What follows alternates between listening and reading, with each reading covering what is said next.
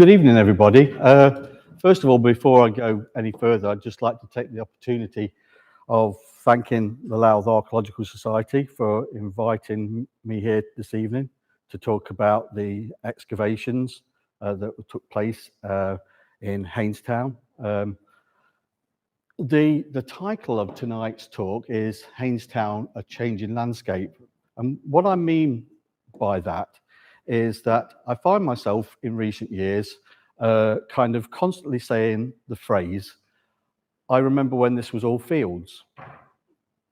It's something that my father used to say to me when we were walking around our village back home in Leicestershire. Now I find myself in the same situation where I can say, I remember when this was all fields. So tonight we're going to be looking at Haynestown. Haynestown is a townland not a million miles away from where we stand this evening. And we're going to be looking at the results of the archaeological monitoring and the subsequent excavations that were carried out in advance of the development of the Woolwich biological facility. So the site is located in Haynestown, Dundalk, County Louth. And to show you where it is on this Discovery Series map, so the Haynestown site is marked in blue. You can see from the scale of this map that the Haynestown site, or the site of the Woolwich development, is quite large. The area that was subject to archaeological monitoring and subsequent excavations was roughly about 24 hectares. So it's quite large. The site is located just south of Dundalk and located directly to the east of the southern motorway junction of the M1. And it's located just to the south of the link road that links us from the motorway to the Xerox industrial development. So we started the archaeological monitoring and subsequent excavations at Haynestown in January of 2019. And the monitoring and the subsequent excavations continued till March of 2020, only finishing about 2 to 3 days before the country went into lockdown with the first COVID restrictions. So I'm going to give you a little bit of background archaeological information about the site. The site, as I said a moment ago, is the site of the Woolwich biological facility. Originally, the site was owned by the IDA. And the IDA in the early 2000s applied for planning permission to develop the site for industrial use. The planning application of this outline planning permission was accompanied by an archaeological assessment, some limited geophysics, and targeted test excavations. The site of the proposed development actually contains 3 recorded monuments and a further monument that's actually located directly alongside the site, but not within the footprint of the Woolwich biological facility. So during the archaeological monitoring and the subsequent excavations, what we identified was approximately about 24 hectares of previously really unrecorded archaeological landscape. The reason why we are quite confident to say that we're dealing with a landscape here is mainly because of the size of the proposed development and what we identified. But what it did show is that the site of the Woolwich biological facility is actually on the site of a site that what we refer to as a multi-period site. And the archaeological excavations clearly indicated that the site was subject to human settlement and agricultural development from the Middle Neolithic through to the early medieval period. What I want to do before we go any further and talk about the results of the excavation, I just want to give you a kind of overview of the landscape. This is a section of the map viewer from the National Monuments RMP, and the red dots are all the recorded monuments actually within the townland of Haynestown and the surrounding townlands. And we can actually clearly see, and I won't be able to reach that for it, it's a good job I brought my ruler, is that this is actually the site of the Woolsey development, and we can actually see 4 recorded monuments there. The actual central dot within the site is actually the site of an enclosure and a souterrain. There's actually 2 dots there, but it's only appearing as 1. So let's just have a look at a little bit more detail. I've put this illustration together because this actually shows the distribution, taking some of the monuments out, and actually shows you the distribution of souterrains and enclosures. So we've got a relatively high distribution of both souterrains and enclosures within the area and its surrounding townlands. Providing a little bit more depth, this is actually an illustration, and I apologize for the blurredness of some of the text. This is actually a map that shows you the recorded monuments within the site and the surrounding townlands, but it also shows you the sites of recent excavations. So we can see that the actual site around the Woolsey development is quite busy in terms of previous excavations and recorded monuments. The monuments within the site of the Woolsey development, which are these 3 monuments here, take the form of a recorded ring ditch, which is this monument here, a souterrain and enclosure denoted by this dot here, and the 4th site, which is actually not located within the Woolsey development, is a habitation site or a site of habitation. Now, this monument is actually the site of a previous excavation. So this previous excavation was carried out in advance of the installation of the gas pipeline that runs through North County Louth. This gas pipeline in this location is actually the site of a pumping station, a gas pumping station, or some kind of management of the gas pipeline. And during excavations associated with the development of this gas terminal or whatever it is, the archaeologist identified a habitation site which was in form of a series of pits, spreads, and surfaces, the pits of which produced radiocarbon dates that said this occupation site, which is here, was actually Middle Neolithic in date. So what we're going to do now is just look in a little bit more depth at the recorded monuments within the site. So the ring ditch is this monument here. Can everybody see that clearly? Yeah. I can't see it very clearly from up here. So yeah, so the ring ditch is this monument up there, defined by a circular enclosure. But you can see from this aerial photography that the ring ditch enclosure is actually encircled by a larger enclosure. During the monitoring and the subsequent excavations, we actually carried out a geophysical survey of this enclosure to try to find out its full extent. Unfortunately, to somewhat, the underlying geology kind of clouded it, and we didn't get really amazing results that we were expecting. But nevertheless, we carried out a geophysical survey. This was actually followed by test trenching, and we excavated 7 test trenches through the area of the ring ditch and its outer enclosure. The results of this test trenching indicated that the outer enclosure, we dug 2 archaeological sections through the outer enclosure.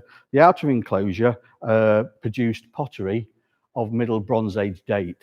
So we have strong suspicion or likelihood that what we're dealing with there is actually a ring barrow with an outer enclosure that produced a Middle Bronze Age pottery. Moving to the south, we can see the rough outline of a second enclosure. Not very clear, but it seems to be an oval shape enclosure. It actually comes around here and through and towards the field boundary. So this is actually recorded as an enclosure site. The reason why it's referred to as an enclosure site and not a ring fort is this monument was identified through aerial photography. Prior to the excavations, we didn't know its function. And because it was identified through aerial photography, enclosures are a classification we use when we're not quite certain maybe of its full significance or its use. And so these are usually monuments that we've identified through either the study of aerial photography or through cartographic evidence, through mapping. It's not marked on this map because we didn't know its exact location, but somewhere around the enclosure is the third monument, which is the site of a souterrain. The souterrain is a recorded monument. It's also described in the Archaeological Inventory of County Louth. It was recorded as being identified through agricultural ploughing that removed a capstone, and there's very little detail to its nature and extent, but there was a recorded souterrain associated with this enclosure monument. So I've already said that. So looking at more aerial photography, this is an aerial photography taken by the Ordnance Survey. It dates to 1995. I hope you can see it. It's actually, this is the actual the site of the enclosure, 102. It looks quite different to the previous aerial photography. So we started to think, well, different aerial photography from different years are showing us slightly different results. So maybe there's something more going on here. And what we actually see here is that this more circular monument is actually the ring fort, and the images we saw from the other colour photography are actually annexes associated with the development of the ring fort. We studied this aerial photography during the development of the method statement associated with the license application to carry out the archaeological monitoring and the subsequent excavation. And during the review of the aerial photography, we identified another enclosure, and that's this one here. Previously unrecorded enclosure, not shown on any of the other aerial photographs, but very, very clear here, and in very close proximity to enclosure monument 102. So we're going to move on now, and we're going to talk about the excavations and the results. We were on site for approximately a year and 3 months, and at any one time we kind of had about between 24, 25 to 30 archaeologists on site. We actually totted it up the other day, and throughout the old project there was actually 66 of us on site. Not necessarily there at the old time, but through the life of the project there was 66 of us. We can see from this overall map that the site covers an area of approximately, I do say approximately about 24 hectares. And all that we see here, including the network of field systems, were all excavated and identified through the archaeological monitoring. Now, The benefit of you seeing this today is you're seeing it in its entirety. At any one point during the excavation, I never saw it like this. So it was only when we'd finished the excavation and a rolling series that we were able to piece it all together.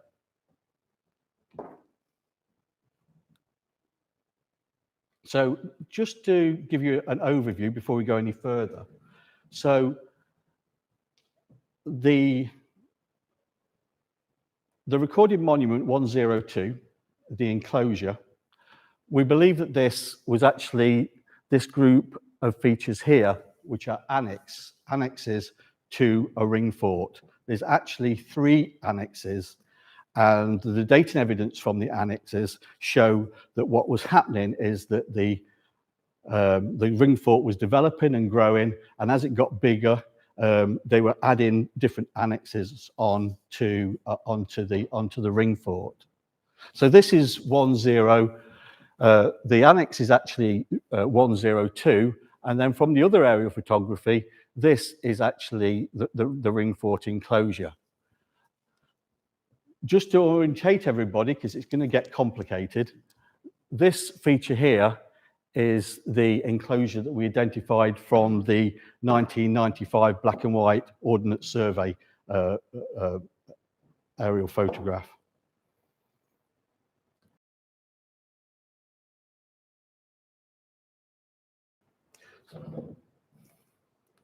So this is a basic overview of the site of the excavations.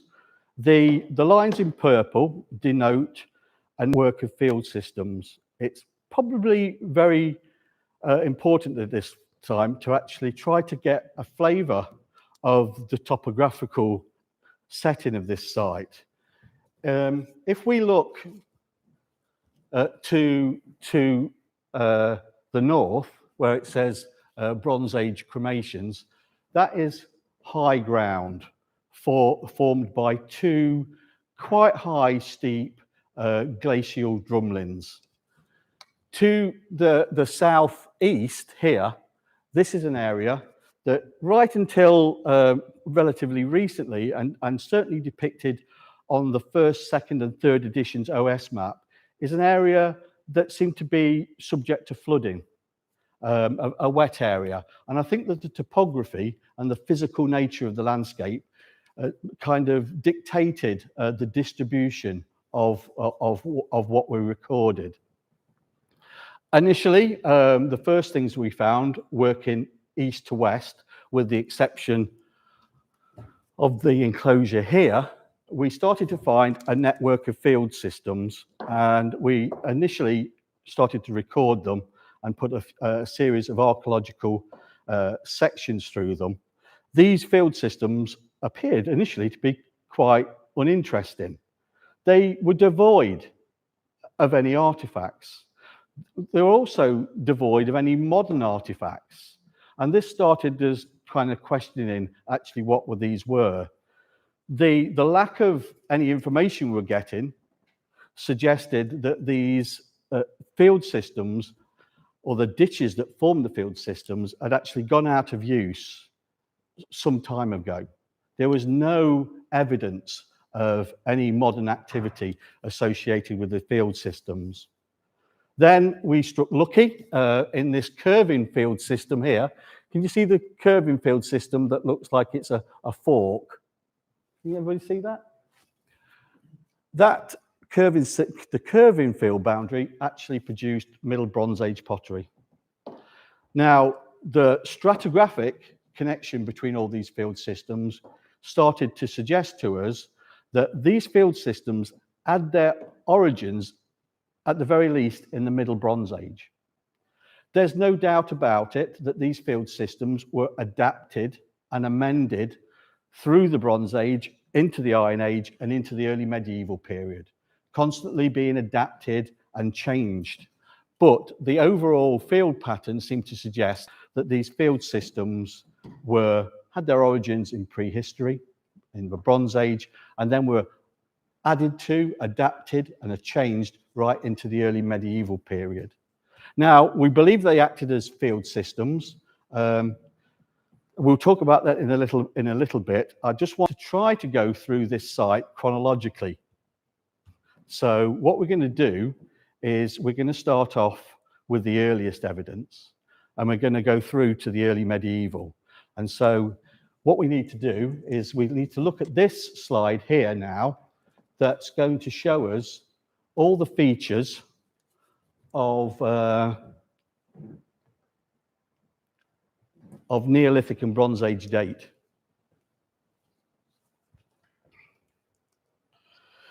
Now, the evidence we got at Haynestown clearly indicates that the site was subject to human development and settlement from the Middle Bronze Age. Sorry, from the Neolithic through to the Middle Bronze Age and then into the early medieval period. We found no direct evidence for Mesolithic activity, other than the tantalizing what we refer to as stray finds in a secondary context of two lithics that are fragments of broad blades or band flakes that date from the Middle to late Neolithic. Mesolithic. So no evidence, unfortunately, of Mesolithic. But moving on into the Neolithic, one of the big surprises of the site is that the enclosure that we identified from the aerial photography, 1995, we expected this to be a ring fort enclosure or maybe of early medieval date, but it threw us all for six.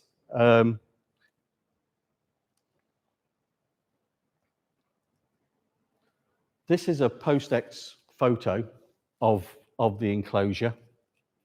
The entrance is 6 meters wide and terminates, the entrance is formed by two circular terminating ditches. The actual monument, and this is where I need to look at my notes, the actual monument itself we refer to as the romantic number of C584, measured 33.3 meters north-south by 31 meters east-west. The ditch itself had an average width of between 2 meters 8 and 3 meters 50. And as I said, the entrance to it was 6 meters wide and roughly faces east. The internal area of this enclosure was totally featureless. No evidence of anything internally whatsoever.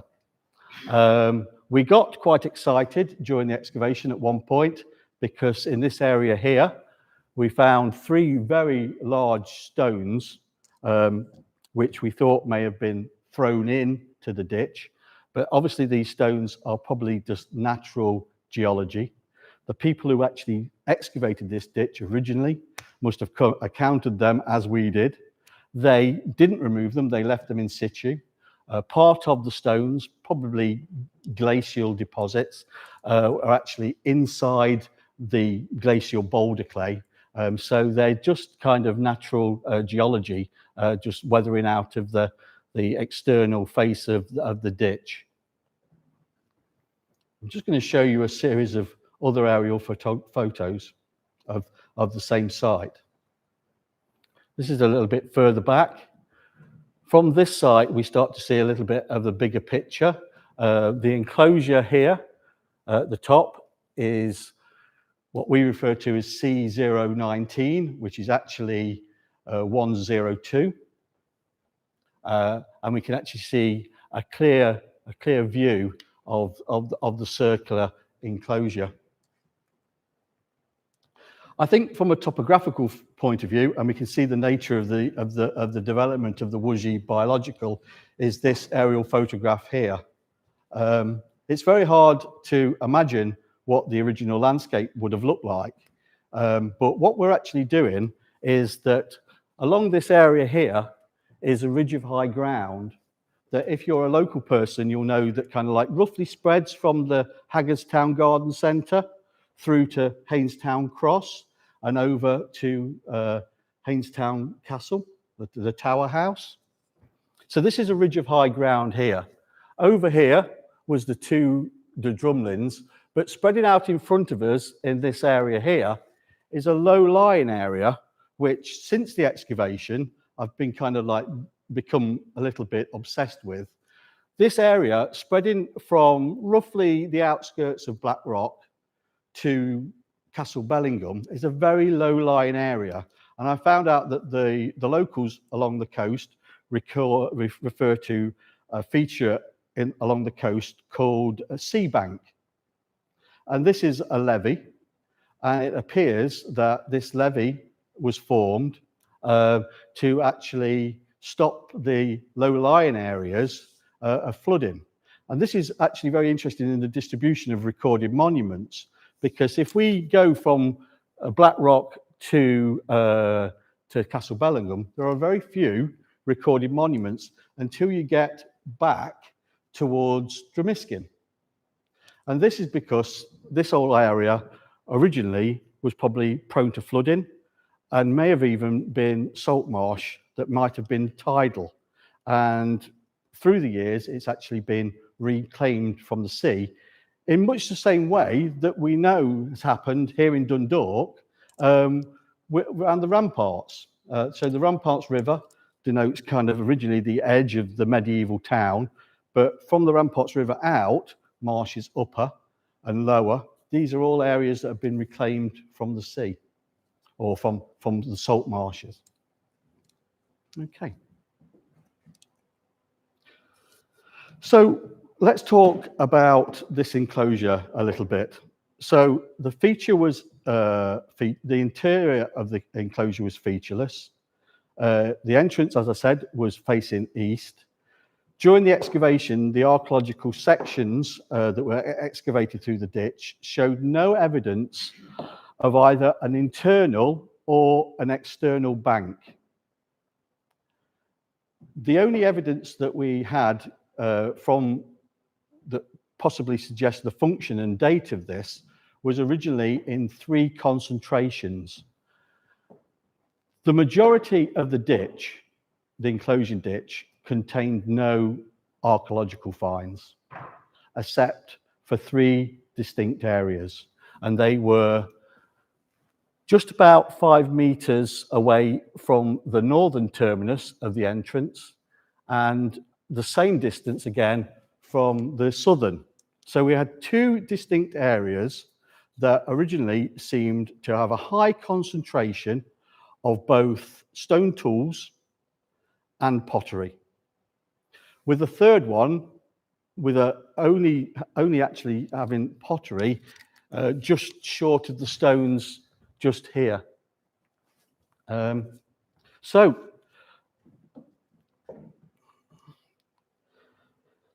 these 3 concentrations were very interesting.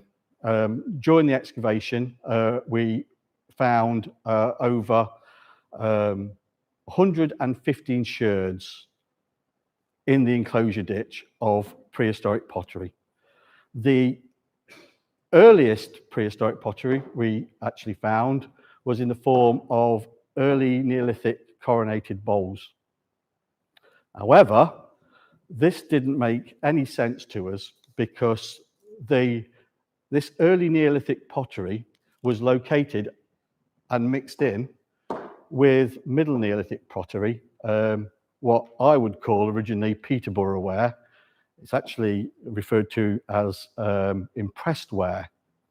And this impressed ware generally is associated with the Middle Neolithic. So we started asking our questions, and we had a specialist look at it, Owen Grogan and Helen Roach. And they said, well, John, you've got a context here at the bottom of the ditch that contains early Neolithic pottery and Middle Neolithic pottery. And so we started to look at maybe the reasons why we had this. We'll never really know, but what it may suggest is that the early Neolithic pottery is from from another primary context, and we're seeing this as a secondary deposit. And so and what it appears to what may have happened is that the early Neolithic pottery may have been elsewhere, maybe in a burial, maybe as a prized possession of somebody, and was held onto and then taken into the Middle Neolithic and actually then placed in the same context as the Middle Neolithic impressed ware. We'll never really know, but it was actually a quandary that we didn't quite understand. The three locations that marked the locations of the pottery and the lithics distributions, this area here only produced Middle Neolithic pottery, impressed ware. The other two locations, stratigraphically, so each layer that we excavated produced different types of pottery. And it showed us that this monument was in use and being partly backfilled with different phases of activity. The earliest being the impressed ware, Middle Neolithic, but then we also found beaker pottery and early Bronze Age pottery. So over a period of time, from the Middle Neolithic through to the early Bronze Age, people were depositing pottery and lithics material within the ditch, but only in three locations. And the stratigraphy shows that the two main locations were just either side of the entrance, with the stratigraphy showing that the pottery assemblage goes from the Middle Neolithic all the way through to the early Bronze Age. The carbon dates that we retrieved from the charcoal samples at the base of the ditch and the middle of the ditch in some areas gave us a clear date of Middle Neolithic. So what we have here is a kind of, and I don't really like using the film, a kind of hengiform, probably, monument. This part of County Louth is no stranger to this.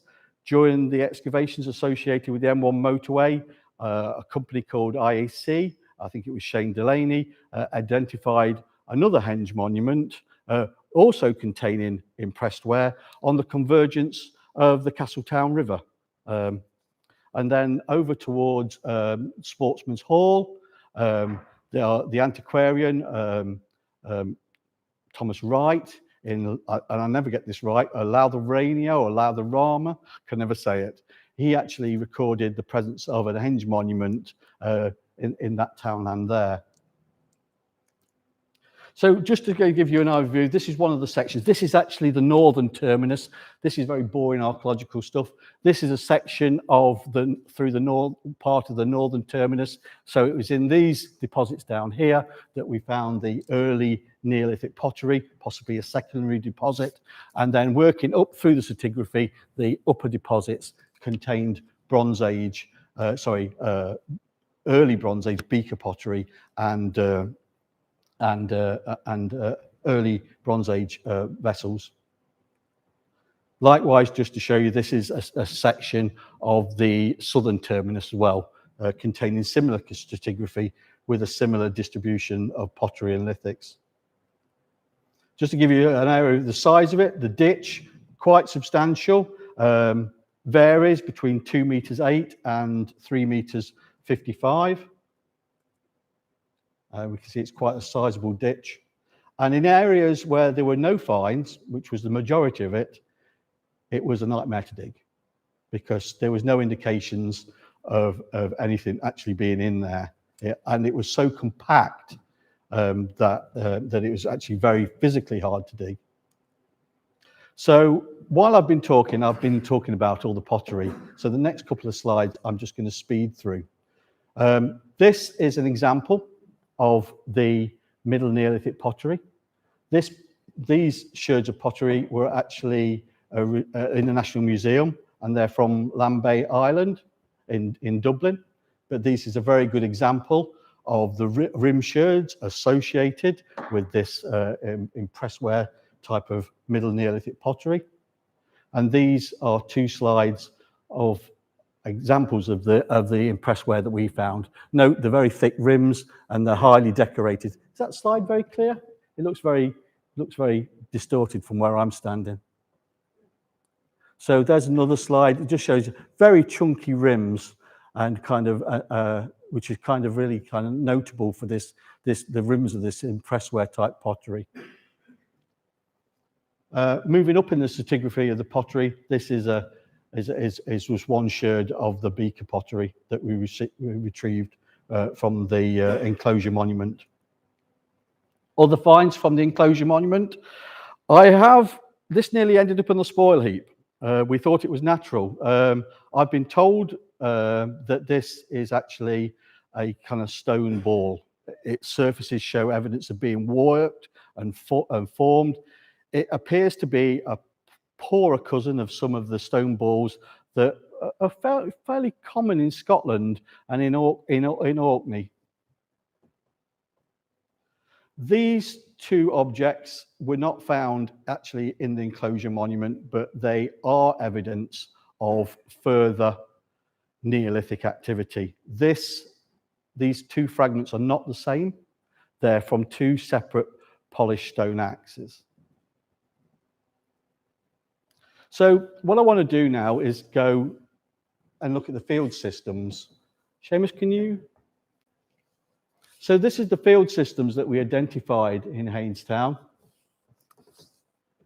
We believe that the field systems have their origins through carbon dating and through the pottery analysis in the Bronze Age, but they were subject to development and improvement and additions right the way through to the early medieval period.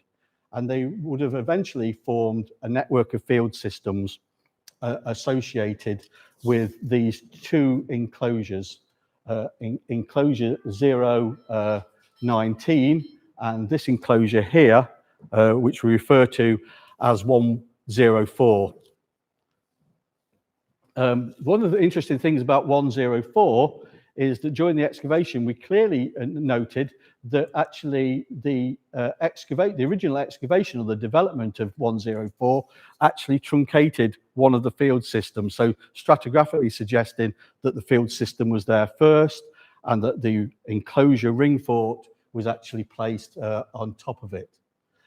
I just want to talk about some of the functions of the field systems because there's some very quite interesting features that kind of carry on through one phase of activity into the next phase of activity.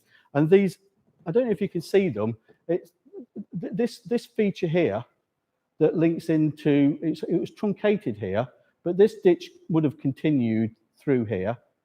And what we've got both here and here, and also in this location here, is a series of funnels. And so I've started looking at field systems and their development, and I'm trying to work out what these funnel-shaped things may be. And the one thing that seems to stick out is livestock, possibly for the management of livestock, moving them from one field to another, corralling them through and using a series of kind of like filters or funnels. But what is interesting is that, say, this ditch here that produced no dating evidence then must have some kind of function with this ditch here that produced Middle Bronze Age pottery. Now, this ditch was considerably wider. It suggests that it was adapted and added to and over the years with a series of recuts. But I think there's a stratigraphical link maybe between these. We've probably got little pens here. But as we move from the Bronze Age into the early medieval period through the Iron Age, it seems that this function of the landscape continued, probably with the growth, of a pastoral economy and the management of livestock. The other function of the field systems is the management of water. Throughout the field systems, we recorded a series of what could only be described as sumps or little wells. These seem to be controlled by a series of changes in height of the ditches. And so it appeared that what they were trying to do is manage the flow of water through the field systems. Okay, so back to the site. This is just basically the overall site that I'll just refer to again. So moving chronologically, we've talked about the Neolithic enclosure. There was a number of other Neolithic features, some pits that produced other Neolithic pottery, but I haven't really got time to talk about everything. So what we're going to look at now is the next phase of the next sequence, or chronologically, and that is the series of cremations that were found within the site. I hope you can see that. Seamus, can you go to the next slide, please? So this is a distribution of cremations, but also Bronze Age kind of activity. So earlier on, we were telling you about the enclosure crop mark that was recorded as a ring ditch. This is this feature here with its inner and outer enclosure. I said earlier, we put test trenches through. The test trenches showed the enclosure. We excavated sections through the outer enclosure, and luckily we found Middle Bronze Age pottery, which was formally identified by Helen and Owen. But we also found, and this is very, very, very unclear, I apologise, is a number of cremation burials. 2 cremations here. One of them was actually in a Middle Bronze Age vessel. This cremation here, surprisingly enough, dated, it was just a simple cremation burial in a pit, but the radiocarbon dates we got from it told us that it was Iron Age in date. So these burials here are Bronze Age, together with this one here. This one is actually Iron Age, and then these 2 cremation burials here are also Middle Bronze Age. During the monitoring of the topsoil stripping, we found one of these cremations here to actually be formed by an inverted pottery vessel. We can actually see it there, the outline of the pottery with cremating bone quite in it. The interesting thing about this vessel is what it does show us is the impacts probably of agricultural development. This pottery vessel is heavily truncated by ploughing, and the top of the vessel, as we'll see in a minute, has been totally removed by agricultural ploughing. We called in a conservator from UCD, Susanna, and she came onto site, and she, together with some of my site assistants, they excavated the pottery vessel. Susanna encased the pottery vessel in bandages, and very luckily, we've got the pottery vessel was then taken to UCD. In it's what we refer to as like a matrices in a block, and Susanna actually excavated the pottery vessel in her workshops in UCD. As I said, there was not much left of this pottery vessel. This is actually the top of the vessel. This is actually towards, what would have been the lower part of the vessel. The vessel contains human cremation, but the bottom of the vessel, because it was inverted, has been totally removed. So we managed to survive, to conserve quite a lot of the vessel, but the entire bottom of it was actually removed by agricultural activity. Moving on to look at other Bronze Age activity on the site. A number of fullocked fears or Bronze Age cooking sites were actually identified in this location here and this here. Just to give you one example of these burnt stone mounds or fullocked fears, I'm just going to look at one example, which is this one here. It was a large spread of burnt stone that underneath the spread of burnt stone contained 2 large circular pits that was rich in charcoal and burnt stone. The function of these were suggested, which they could be used for many other things, but we'll go with the idea that they are some type of cooking site, that stones are heated in a fire, they're placed in these pits full of water, and therefore the water is heated. So this is just an overview of this fullet. This one was quite an interesting one. Underneath the burnt stone spread, it had two pits, very circular in plan, but outside of the two pits was this curving smaller enclosure.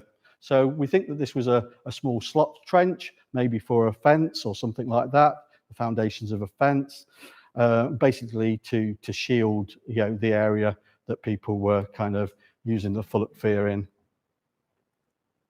Just another view of the burnt stone spread.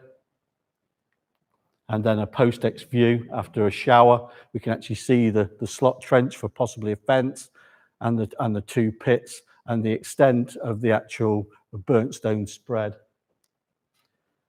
The only artifact retrieved from this fullet was a surface find, but it was this barbed and tanged arrowhead, traditionally believed to be, of early Bronze Age kind of type. So we're going to move forward now, jump through time.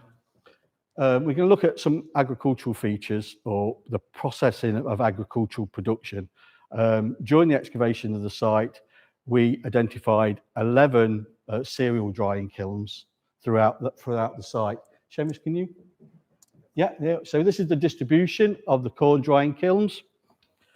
Luckily, and just avoiding it, we had one cereal drying kiln just aside of the hengiform Middle Neolithic monument. It was interesting to think that what the impression of the early medieval people would have been to this monument. It's highly possible that they might have not even known it was there. I romantically like to think that maybe they could see a little shallow indentation, because a lot of the features around that area seem to avoid it. And even though the kiln is very close to it, it doesn't actually directly impact it very, very, very much. So what an interesting feature about the cereal kilns, 3 of the cereal kilns were absolutely massive, and I'll show you photos of them. The other ones were quite small, figure 8 cereal drying kilns, but 3 of them were quite large.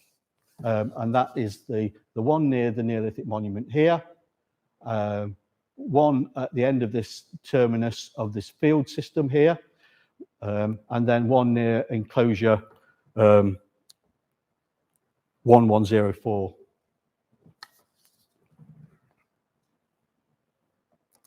So we're just going to look. I'm very interested to see what these photos look like, because I can't really see them. This is not very clear. This is actually one of the cereal drying kilns. This is actually this one here that used this field boundary ditch as a flue. There was quite a lot of the stone structure still surviving of this kiln. And what it is, it's kind of a figure 8 corn drying kiln.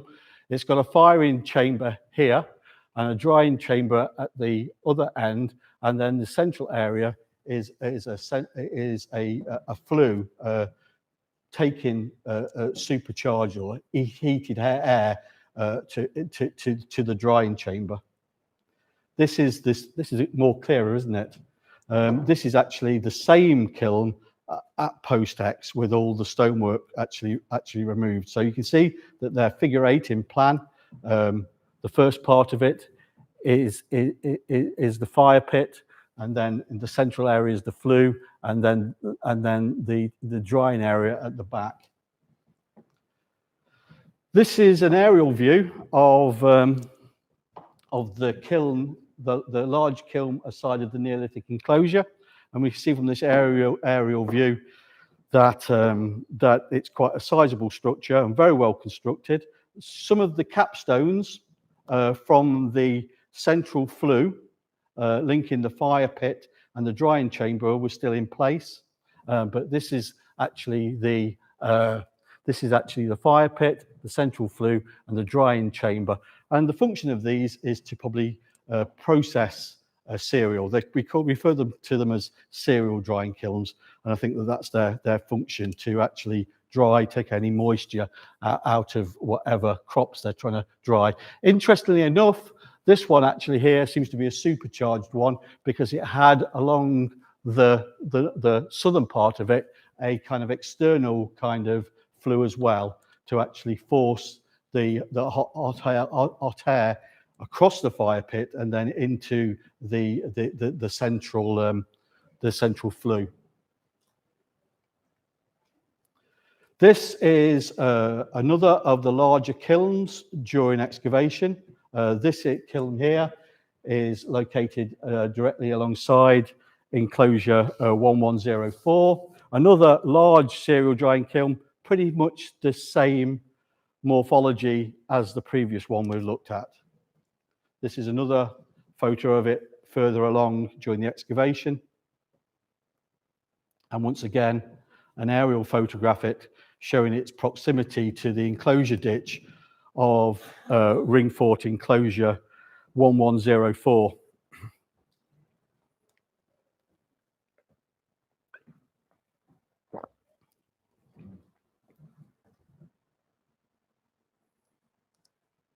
So what do these cereal drying kilns look like? Just to give you an idea, this is a reconstruction, an artist impression of a cereal drying kiln. We can actually see that this is the fire pit here.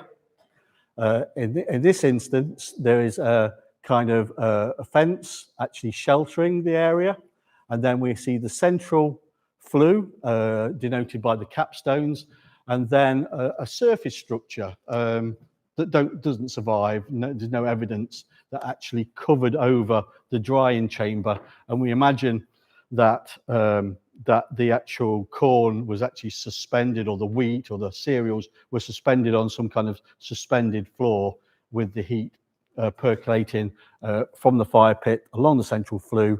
But I think that gives us a reasonably good idea of what these kilns would have looked like. And then just to show a more simpler one, this is another artist's interpretation or reconstruction of a cereal drying kiln. This one's quite nice because it has a cross section, and it actually shows you the suggestion of this raised floor with the cereals drying, within the drying section of the kiln. Everybody all right? This is going to be a long one, isn't it?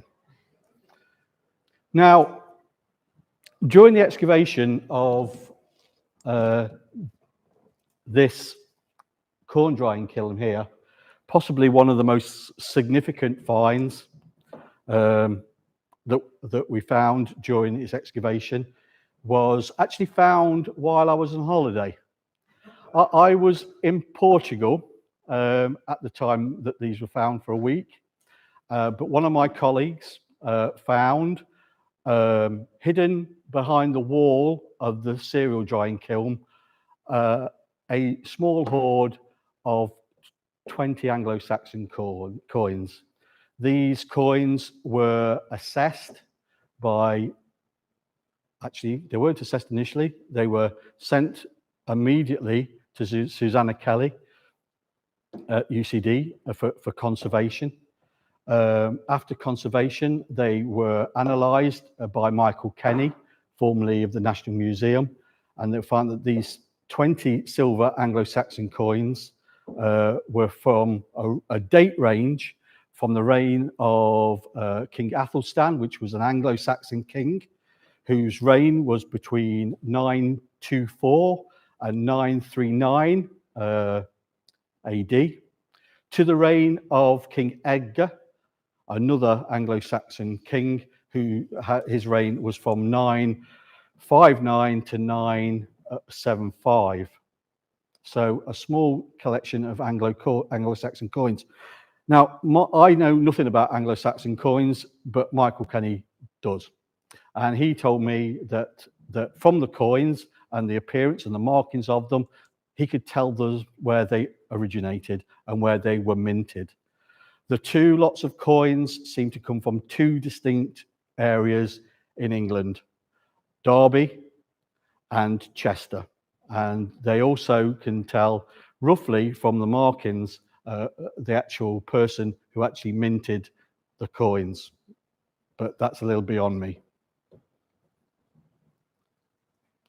So when one of my colleagues, and found the Anglo-Saxon coins, they were located behind the wall of the fire pit. When they were originally found, they were found in a congealed lump. That's a technical term. The lump was believed to have been formed by the corrosion of the coins, but also maybe the presence of what the coins were sitting in. That the coins may have been sitting in a small leather purse or something similar to that and put behind the wall, and so they formed this kind of congealed lump. So these coins originally looked like that, and they were sent to Suzanne in UCD, and they came back looking like this. This is the 20 Anglo-Saxon coins and 1 or 2 half coins. And there's a close-up of example of the reverse of one of the coins. Just to talk about the Anglo-Saxon coins, we don't know what they were doing there. It's obvious that somebody had hidden them in the cereal drying kiln. When we start to look a little bit further onto other elements of this excavation, I'm really aware of the time and the need to proceed. But when we start to look at these coins and a number of other artifacts that we found from enclosure C19, which is recorded monument 102, we start to ask some interesting questions. But before we get there, we're going to look at these two parallel ditches. We refer to them as 024 and 025. Seamus? I think we'll go one over. So this is 024 and 25. It has other numbers, but I'm not going to bore you with those. We'll just call them 24 and 25. The interesting thing about these two linear ditches is they are accompanied by an internal surface, cobbled surface. So we have two parallel ditches running the north to south section of it, which is this section here, runs for a distance of 150 meters. And then it turns to the to the west, and runs for a further 200 meters in this direction, at which point it starts to be truncated and we lose evidence of it, only to pick it up again just at the edge of the excavations. And then tantalizingly, in a totally different area, we find another cobbled surface with two parallel ditches alongside of it, which alongside its internal surface, actually, if you remember from the Bronze Age burials, actually just aside of it, there is two Bronze Age cremations.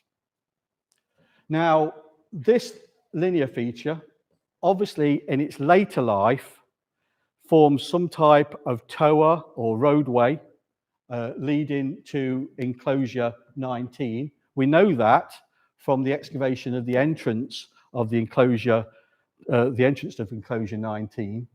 But it appears that we'll never really know exactly the full story of what this monument, what this linear double ditch feature with its central cobbled surface actually is. Tantalizingly, but not in a good stratified context, we found one single sherd of beaker pottery somewhere just about here.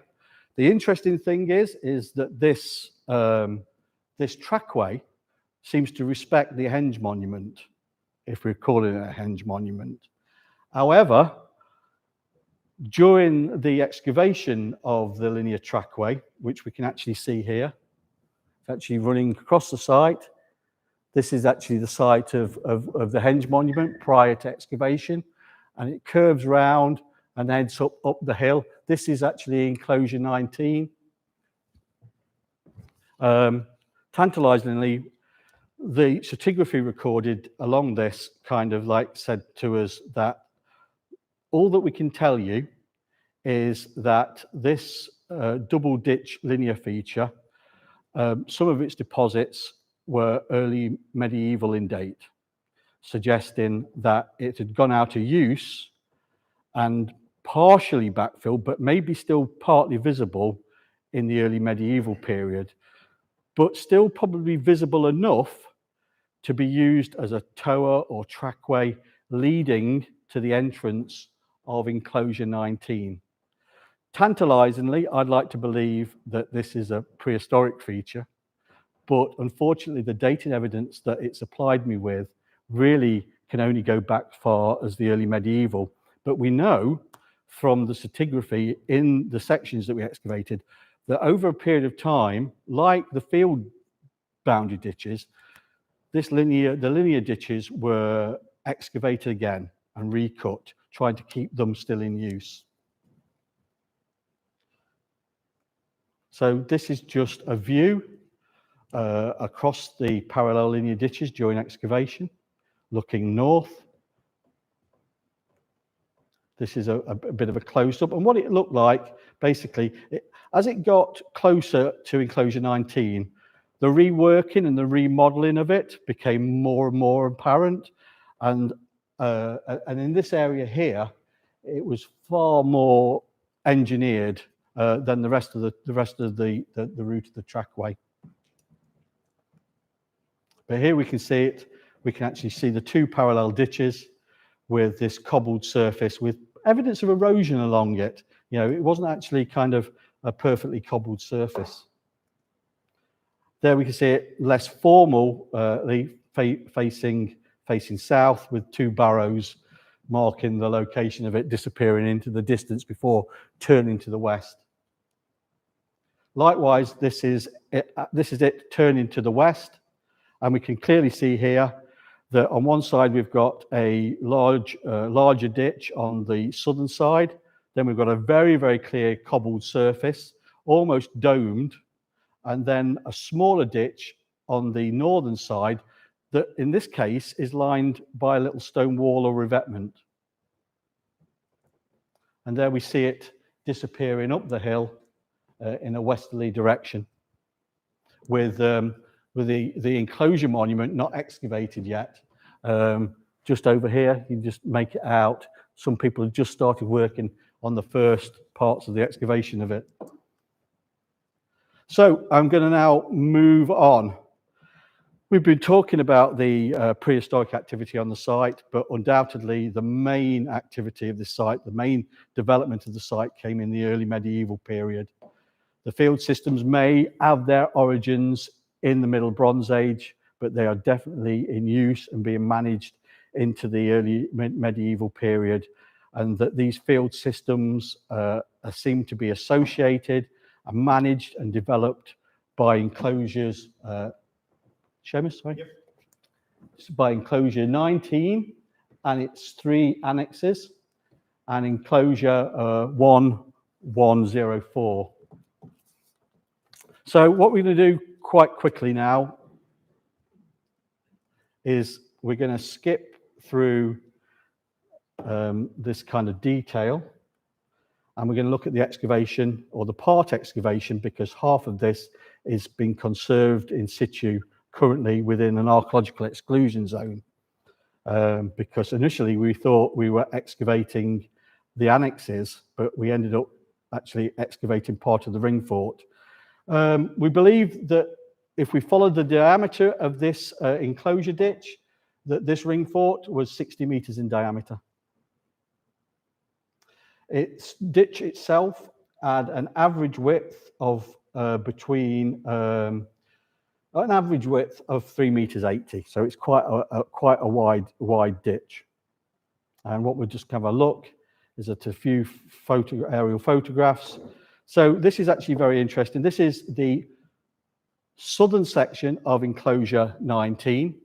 what's interesting enough in terms of the development of field systems is here we start to see the development of field systems, and classically in association with ring forts, we see these field systems or the ditches of field systems radiating off of the enclosure in what looks like a sun ray kind of pattern. During the excavation of the interior of enclosure 19, we found evidence of a smaller internal enclosure, 2 souterrains, and the very truncated remains of what looks like a sub-rectangular structure, which was defined by this slot trench here and 2 post holes. But this was very, very heavily truncated and not much survived of it. So this is just a view of the stratigraphy of enclosure ditch 19. From the stratigraphy, you can note this stone that appears at the top of the stratigraphy. This stone is evidence of a collapsed stone revetment. Here we see other sections through enclosure ditch 19. And this is kind of like towards a post-ex view of 19, showing a few surviving sections of the stone revetment. So this monument and its stratigraphy suggests that this monument was formed by an outer enclosure ditch with an internal bank, and that the internal bank eventually eroded into the ditch, but was supported initially by a stone revetment. And we can actually see evidence of the last courses of this stone revetment along the top of the ditch. Looking north, a very similar view, but we can actually see more evidence of this stone revetment, giving us an idea of what this enclosure ring fort would have looked like. And once again, like the Hengiform monument that we're excavating, we can see that we're encountering rock outcrops in the base of the ditch. This is a photo of the entrance of enclosure 19.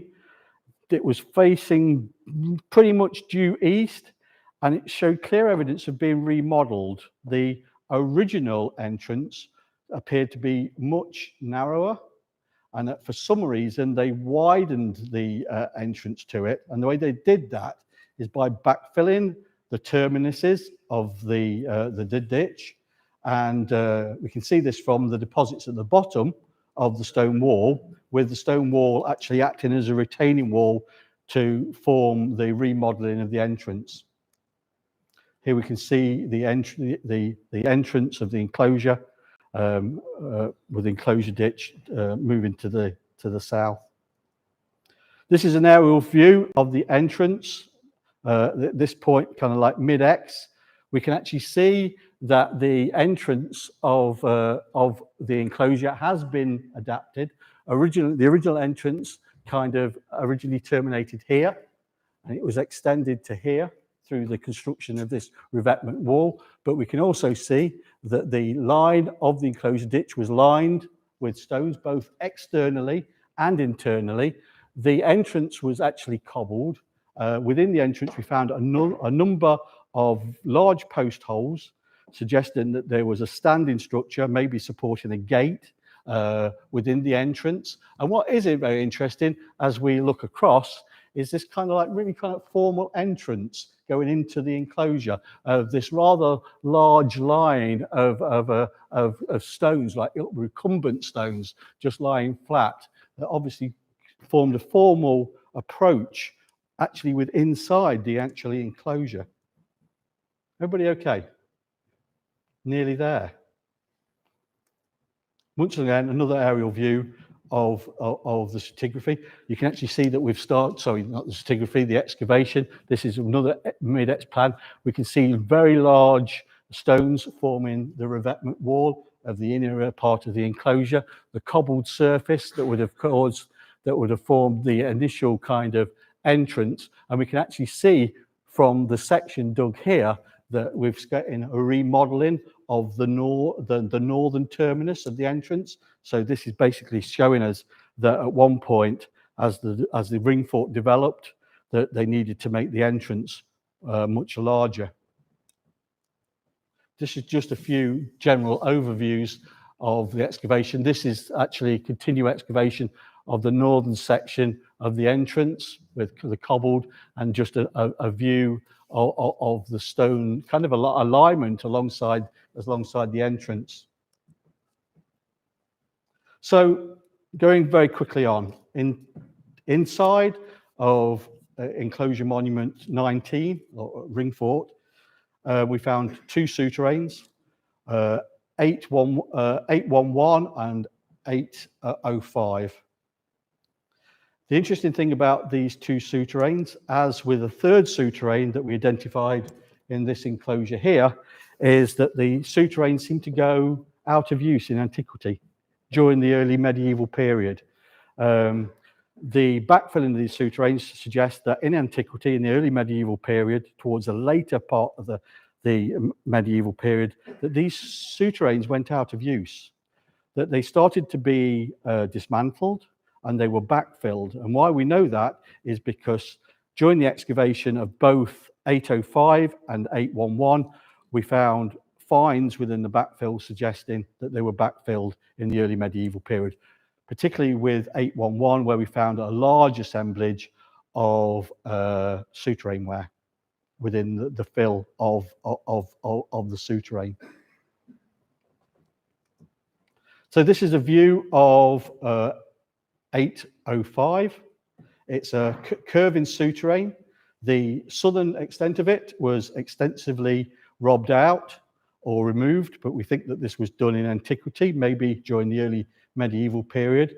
But the northern section of it remained intact, but backfilled with deposits that dated from the late early medieval period.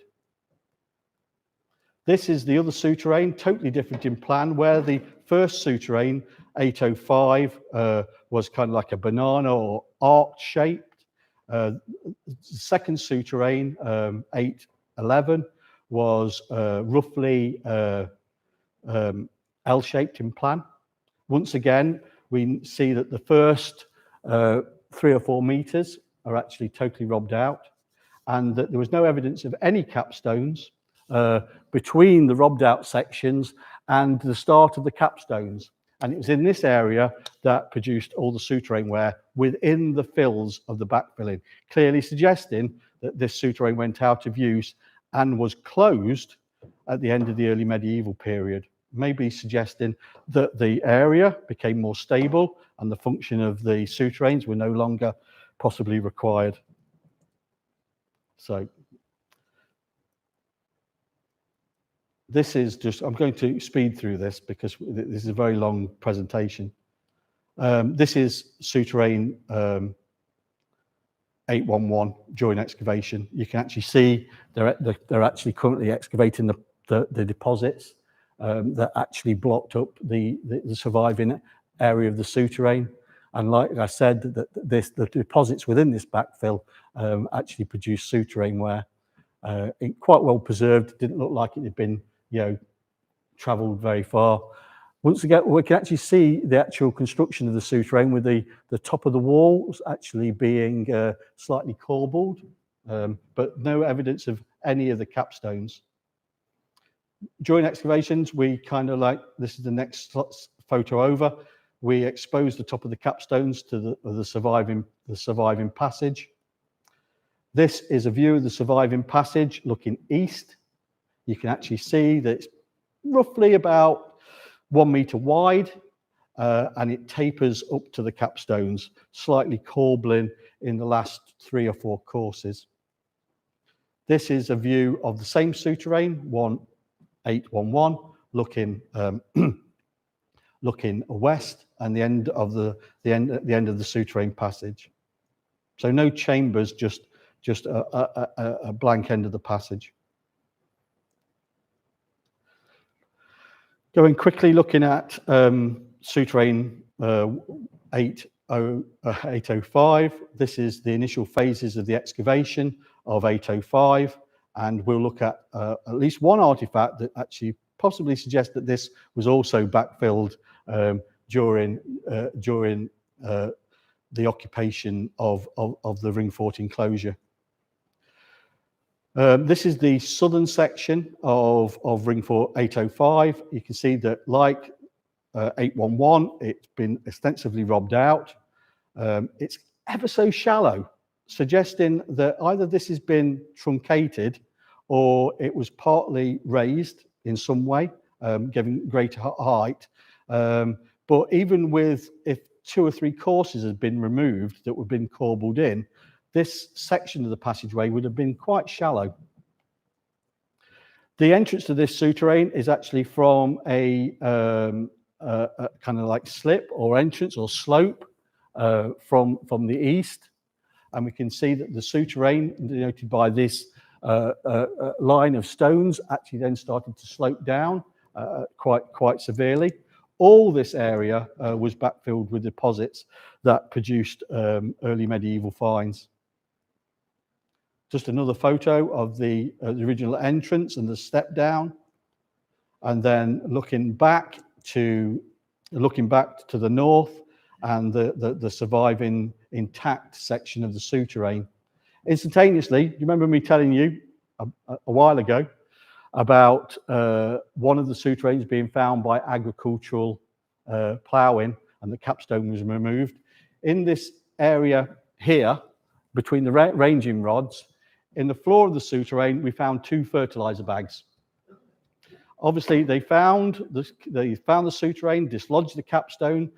The fertilizer bags were put on top of the capstones to try to stop things falling in, and probably secured with soil. But over time, the fertilizer bags actually found their way inside the passageway.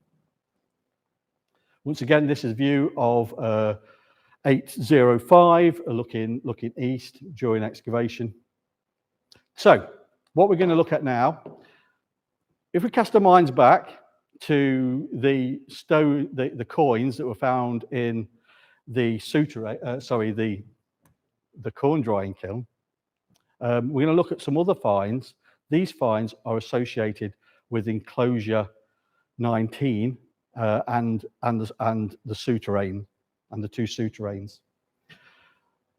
During the excavation, one of the guys working on the site came up to me one day and said, "Oh, John, we've got this corroded piece of iron in the enclosure ditch. Can you come and have a look at it?" I looked at it. It was in a very, very, very bad state of preservation. I actually thought initially, from my initial impressions, that I thought it was a ploughshare, the end of a ploughshare, which is a metal kind of conical kind of thing that would sit on the end of an Iron Age or early medieval wooden plough. It had that look about it, but it was heavily corroded, and so we made a decision to take it out in one big block because we didn't want to disturb it in any way. This was actually then sent down to UCD to Susanna Kelly. She was a very busy person in relation to Haynestown. Well, I think she's very busy anyway. And then after its conservation, it was looked at by Andy Alpen, previously of the National Museum. And it was found to be what looks like an ecclesiastical bell. These ecclesiastical bells look very similar to the bells we'd all kind of expect on alpine meadows attached to cattle. But I'm told by very knowledgeable people that this is an example of an early medieval possible ecclesiastical bell. What is it doing in a ring fort enclosure in North County Louth that has no ecclesiastical connection? If we start asking the similar question of what are the coins doing in the corn drying kiln when they're Anglo-Saxon coins. This leads me on to a few weeks ago. Louth Archaeological Society had a talk by Ned Kelly. He was talking about the Viking activity in Annagassan and the Viking activity generally in County Louth. And it strikes me very interestingly that what we've got here at Haynestown, associated with the early medieval enclosures and the associated features like the drying kilns, is we've got a very prosperous settlement of the early Neolithic period. obviously either trading with or kind of involved with trade over in England with the arrival of the Anglo-Saxon coins. One of the ideas that Michael Kenny had about the coins is that they could have been payment for cereal drying. You know, that the kilns, 3 of the kilns at Haynestown, a total of 11 of them, were so big, they couldn't have possibly been drying, you know, the cereal just for one family. And maybe they had a little industry of actually selling cereal. The coins then placed to one side. But as we go on, we'll look at other things. So this was found from one of the fills of the enclosure ditch 19. Generally, Andy tells me that this is an ecclesiastical bell, and it just asks a lot of questions of what is it doing here. This is another view of the bell. We can actually see that, unlike most of them, although very well unpreserved, not where we'll be able to, it has its clapper still in place. Just to give you an idea, this is examples of ecclesiastical bells. This is what some of them originally would have looked like. Other features found in the enclosure ditch actually are evidence of weaponry. This is just one early medieval spear. The same spear again. And this is a second spear that was actually found in the backfill of souterrain 805. Another interesting feature found from the deposits of enclosure ditch 19 is this book clasp. This book clasp can only be associated in the early medieval period with some kind of illuminated text. It starts asking more questions: is what is an ecclesiastical bell and an early medieval book clasp doing in a ring ditch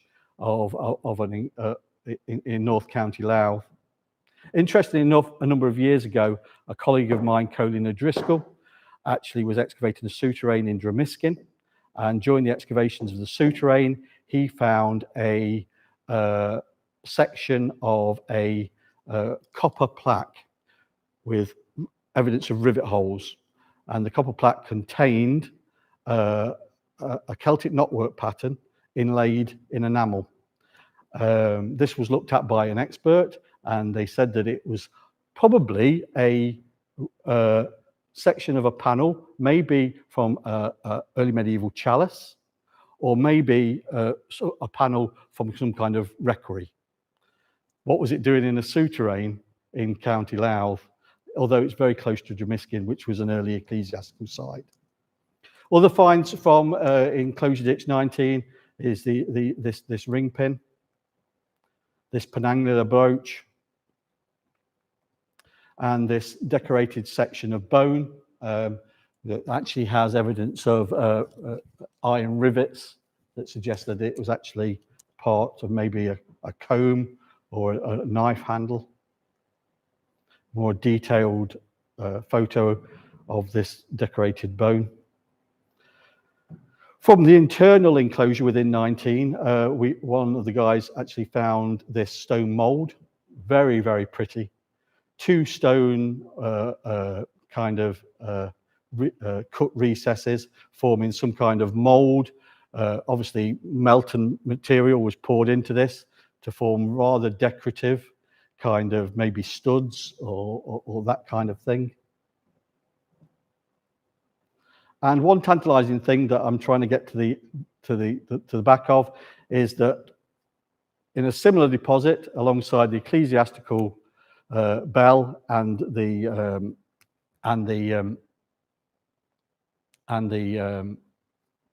book fastener was this piece of glass.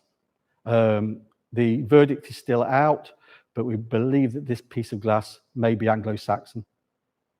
Maybe. We're going to have to do some kind of chemical analysis on it to actually, it doesn't conform to any of the Roman glass that we have in Ireland, but I've been told. But what we're going to have to do is actually get it analysed to see if it's chemical composition. Other finds from the ring ditch are these fragments of lignite bracelet. These are just drawing sections of the lignite bracelet.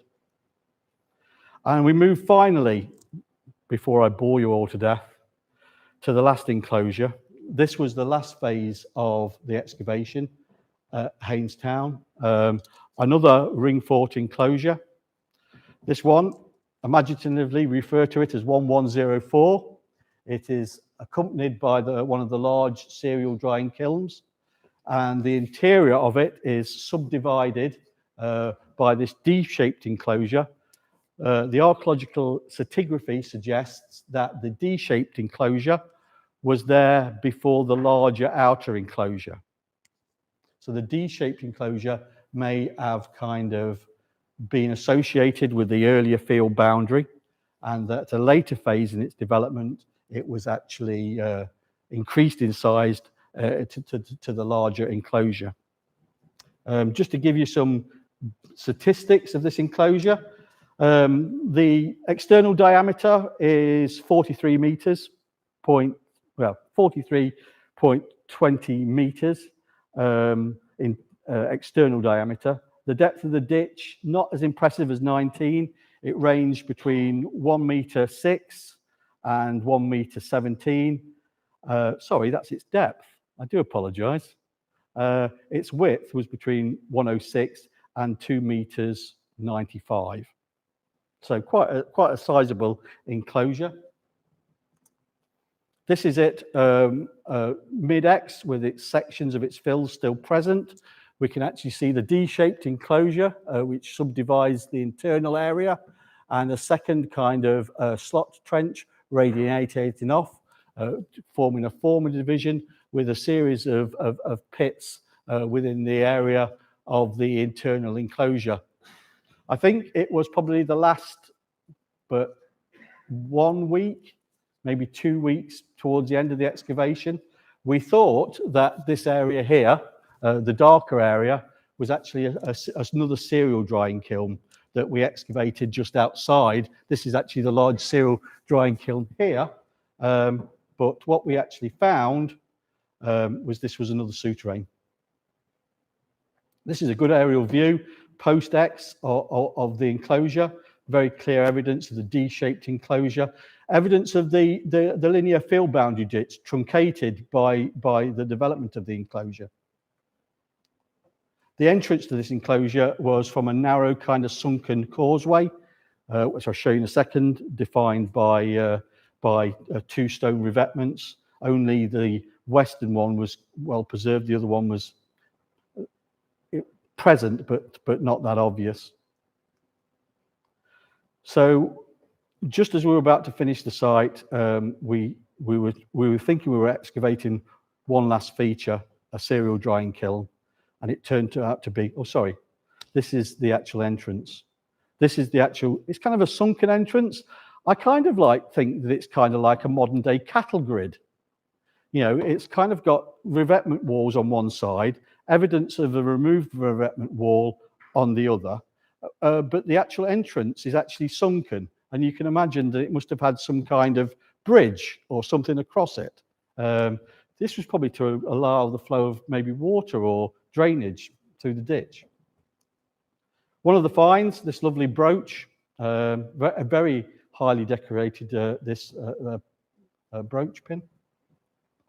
This came from the enclosure ditch, very early on in some of the upper stratigraphy of the ditch.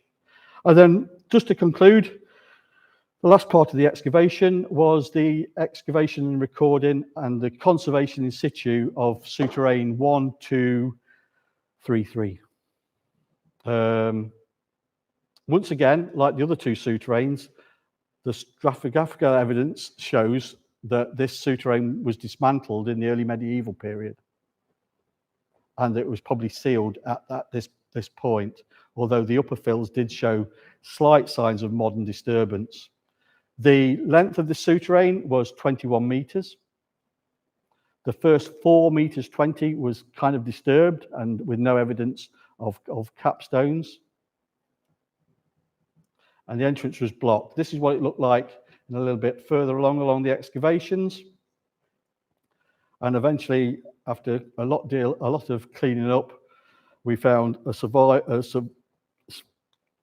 surviving extent of the passageway. We can actually see that I actually don't know, the entrance of it might have been like a drop hole. Maybe there was never actually stone in this area here, and the way you got entered it was actually dropping yourself down a hole and then crawling horizontally into a passageway. I don't really know.